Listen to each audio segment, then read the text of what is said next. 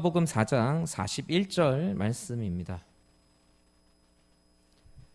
PPT가 준비됐습니다. 함께 하나님의 말씀 한 목소리로 받들어 읽겠습니다. 시작. 여러 사람에게서 귀신들이 나가며 소리질러 이르되 당신은 하나님의 아들이니이다.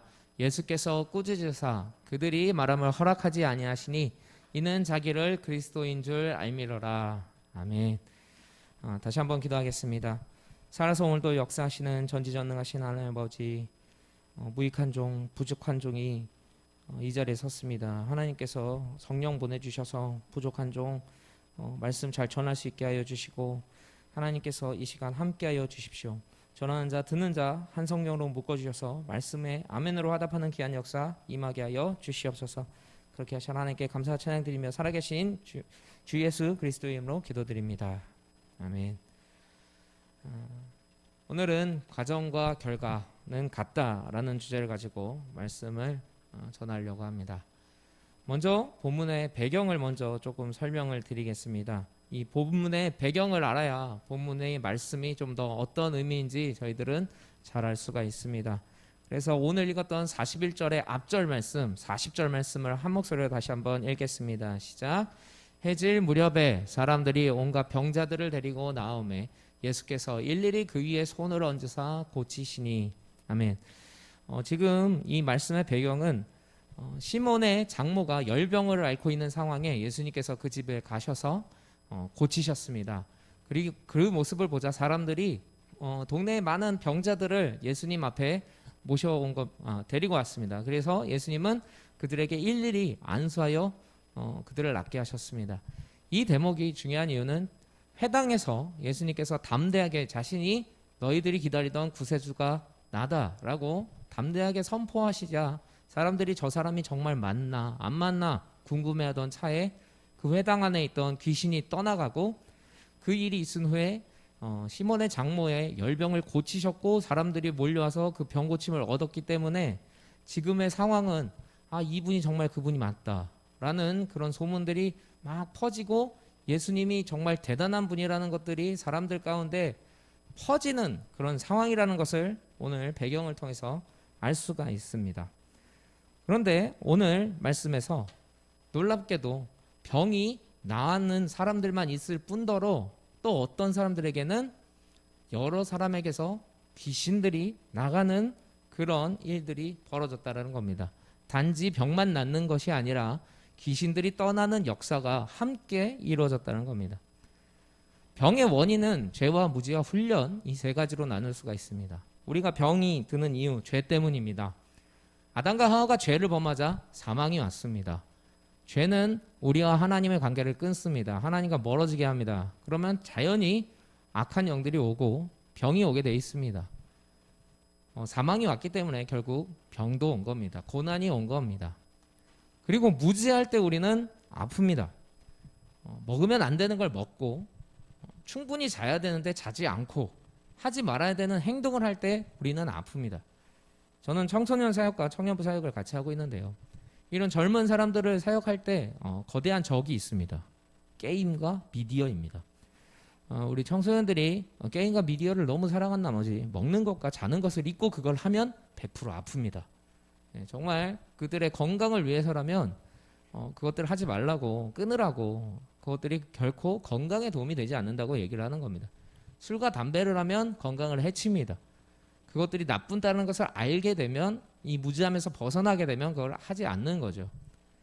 마지막 이유는 훈련입니다. 죄와 무지는 사실 우리들의 잘못된 생각 때문에 벌어지는 병이지만, 이 훈련은 하나님께서 욥을 훈련하듯이 죄와 무지하지 않음에도 불구하고 이 고통과 병을 통해서 더 하나님과 가까워지게 만드는 하나님의 아름다운 계획입니다. 욥은 이런 고난을 통해서 듣기만 하던 하나님을 내가 뵙습니다 라는 그런 고백을 했습니다. 결국 이 병은, 훈련은 결국 하나님과 우리의 관계를 가깝게 만드는 그런 역할을 하기도 합니다. 그렇기 때문에 죄의 무지 훈련은 회개와 지혜와 인내를 가져다 줍니다. 오늘 말씀에 여러 사람에게 귀신이 나갔다는 건 근본적인 치유가 이루어졌다는 겁니다. 아픈 것만 낫고 끝, 이게 아니라 정말 그 사람이 왜 아픈지 그 근본인 그런 악한 영들을 예수님께서 치유하셨다라는 것을 또 의미합니다. 그렇기 때문에 오늘 말씀에 귀신들이 나가며 소리 질렀다라는 말씀은 예수님이 오신 이유 단순히 치료가 아닌 근본적인 문제, 우리 가운데 있는 정말 해결되어야만 하는 그 문제를 해결하셨다라는 것을 알 수 있습니다. 우리가 인생 살면서 어려움을 겪습니다. 힘든 일 겪습니다. 그런데 그것의 문제가 그냥 해결된다고 해서 끝나는 것이 아니라 또 다른 문제가 계속 옵니다. 우리가 하나님 만나는 그 순간까지, 이 세상을 떠나는 날까지 문제는 계속됩니다. 계속해서 우리는 해결함을 받아야 됩니다. 그런데 근본적인 해결이 되면 문제가 와도 문제가 되지 않습니다. 정말 하나님 안에서 단단해지면 그 어떤 풍파가 몰려와도 우리가 흔들리지 않고 믿음 안에서 그 모든 문제 이겨내는 것을 경험하고 간증을 들을 수가 있다는 겁니다. 그런데 오늘 본문에서 재밌는 대목이 나옵니다. 귀신들이 나가면 소리를 지르면서 이런 이야기를 하는 거예요. 당신은 하나님의 아들입니다. 이 말씀을 한 문장으로 요약하면 귀신의 복음 전파입니다. 왜 물음표가 붙었겠습니까? 말이 안 되고 있기 때문입니다. 귀신들은 복음을 전파할 수 있는 존재입니까? 귀신들은 복음을 전파할 수 있다 없다? 여러분들은 어떻게 생각하십니까? 당연히 없어야죠. 당연히 없습니다. 귀신이 복음을 전할 수 없는 이유가 있습니다. 그 이유는 믿음이 없기 때문입니다. 이 대목이 아주 중요합니다. 믿음은 알다가 아닙니다. 제가 청년들과 청소년들에게 가장 강조하는 부분이 이겁니다. 알고 있다고 해서 믿는 게 아니다 입니다. 귀신은 예수님이 누군지 정확하게 알았어요. 우리보다 어떻게 보면 더 잘할 겁니다. 그러나 알고만 있지 행하지는 않습니다. 예수님이 하라는 대로 하지 않아요. 오히려 반대로 합니다. 귀신은 주님을 압니다. 하나님을 압니다. 그러나 대적합니다. 알고 있지만 하나님을 경배하지 않습니다. 예배하지 않습니다. 그렇기 때문에 믿음이라는 것은 반드시 알다와 행함이 함께하는 것이 바로 믿음입니다. 복음도 마찬가지입니다. 복음은 팩트여야 합니까? 당연히 그래야죠. 복음은 팩트여야 합니다. 사실이어야 돼요. 거짓으로는 복음이라고 말할 수가 없어요. 복음이라는 것은 기쁜 소식인데, 그런데 팩트가 복음이다? 예를 들어드리겠습니다. 물론 이 자리에는 없는 줄 압니다만 조국 전 법무부 장관을 지지하는 분들은 이 자리에 아마 없을 것 같습니다. 그런데 그 조국 장관을 지지했던 사람들은 조국 그분이 부정한 방법으로 자녀들을 대학에 입학시켰다라는 그 소식은 진실이죠. 그러나 복음은 아닙니다. 그들에게 뼈아픈 얘기죠. 그들에게는 슬픈 소식입니다. 복음이라는 게 이런 겁니다. 우리가 죄인인 건 사실이에요. 팩트예요. 하지만 그 자체로만은 복음이 될 수 없어요. 하나님께서 예수님 보내셔서 우리의 죄를 문제를 해결하셨다라는 게 복음이에요. 그렇기 때문에 복음은 팩트만이 아니라 팩트에 사랑이 같이 오는 겁니다. 제가 청소년부 영상 설교에서도 이런 설교를 했습니다. 진리가 너희를 자유케 한다. 진리는 진실이 아니다. 사실 진실이라는 건 우리를 부끄럽게 만들어요. 제 일거수일투족을 여러분들이 다 본다고 생각하면 끔찍합니다. 분명히 시험 들으실 거기 때문에. 하지만 그렇게 부족한 사람도 하나님께서 사용하신다라는 지금 이 모습이 은혜 아닙니까? 진실은 우리를 자유케 하지 못하지만 진리는 우리를 자유케 합니다. 진실과 사랑이 함께 될 때 우리를 자유케 하는 거죠. 그렇기 때문에 우리는 하나님을 공의의 하나님, 사랑의 하나님, 이 두 가지를 다 갖추신 분이 우리 하나님이다 라고 이야기하는 겁니다. 전에 설교드렸던 보아스와 이야기는 혹시 기억나시는지 모르겠네요. 성전 문 앞에 두 기둥이 있습니다. 보아스라 불리고 야긴이라고 불리는 하나님의 능력, 하나님의 세우심, 즉 하나님의 사랑이죠. 전능하신 하나님, 하지만 좋으신 하나님, 이 두 가지를 통과할 때만 우리는 하나님 믿을 수 있는 거예요. 이게 바로 마귀, 귀신이 예수님을 전할 수 없는, 복음을 전할 수 없는 이유입니다. 그렇기 때문에 오늘 보면 말미에 예수님께서는 이렇게 말씀하셨습니다. 예수께서 꾸짖으사 그들이 말함을 허락하지 아니하시니 이는 자기를 그리스도인 줄 알미러라. 예수께서 마귀들을 오히려 꾸짖으세요. 맞는 말을 하는데도 혼내세요. 조용해. 내 이름 거론하지 마. 이상하지 않습니까? 분명히 그 귀신들이 예수님을 오히려 홍보해주면 예수님은 사역이 편해지세요. 누구간데 우리가 그렇게 무서워하는 귀신들마저도 정말 하나님의 아들이라고 고백을 하지? 도움이 될 텐데 예수님 조용해. 너희들은 말하지도 마. 이렇게 오히려 얘기하시는 거예요. 왜냐? 그들은 자격이 없어요. 알고만 있을 뿐더러 행하진 않아요. 그리스도인 줄 알기만 하는 존재들은 복음을 전할 수가 없습니다. 그렇기 때문에 우리는 똑같이 이걸 명심해야 돼요. 복음 전파의 수단 방법 가리지 말자. 교회 부흥의 수단 방법 가리지 말자. 이런 주장들은 틀린 주장이라는 겁니다. 저는 저희 청소년부 부흥시키는 방법을 알고 있습니다. BTS가 찬양 인도하면 됩니다. 수많은 아미들이 우리 교회로 몰려오겠죠. 참고로 아미는 팬클럽 이름입니다. 저희 어머니가 아미에 가입할까 말까 고민하고 계시는데 하지만 몰려온다 해도 그들이 하나님을 바라보는 건 아니죠. 복음을 받아들여서 오는 게 아니죠. 오늘 보면 마찬가지예요. 귀신들이 이야기하면 귀신들이 막 복음을 전하면 오히려 예수님 훨씬 더 제자들이 전하는 것보다도 유명 금방 해주실 것 같아요. 사람들이 두려워하는 그런 존재, 세상의 존재가 인정을 해주면 예수님 오히려 더 빨리 전파될 것 같지만 예수님 그거 원하시지 않으세요. 이 시간에 여러분들에게 질문 하나 드리겠습니다. 여러분, 과정이 중요할까? 결과가 중요합니까? 과정과 결과 중 어떤 게 중요합니까? 이런 질문에 결과가 중요하다고 말하는 사람들은 결과가 중요해야 과정도 아름다운 거 아닙니까? 과정이 중요하다고 말씀하시는 분들은 그래도 결과를 떠나서 과정이 아름다운 게 가장 좋은 거 아닙니까? 이렇게 이야기를 할 것 같습니다. 그렇다면 성경은 뭐라고 얘기하는지 오늘 이 시간 살펴보기를 원합니다. 갈라디아서 6장 7절의 말씀 함께 읽겠습니다. 시작. 스스로 속이지 말라. 하나님은 업신여김을 받지 아니하시나니 사람이 무엇으로 심든지 그대로 거두리라. 아멘. 한 구절 더 보겠습니다. 여러분 잘 아시는 말씀이죠? 시편 116편 5절입니다. 읽겠습니다. 눈물을 흘리며 씨를 뿌리는 자는 기쁨으로 거두리로다. 아멘. 저희 교회와는 뗄래야 뗄 수 없는 구절인 것 같아요. 헌금할 때마다 눈물로 씨를 뿌려서 분명히 거둘 거라는 그런 믿음으로 우리는 헌금을 했었죠. 헌금 많이 해서 망한 사람 저는 지금까지 단 한 명도 못 봤습니다. 자기 쾌락과 육신을 위해서 돈을 허비하는 사람들은 망하더라고요. 그러나 헌금 많이 했다고 망한 사람은 아직까지 못 봤어요.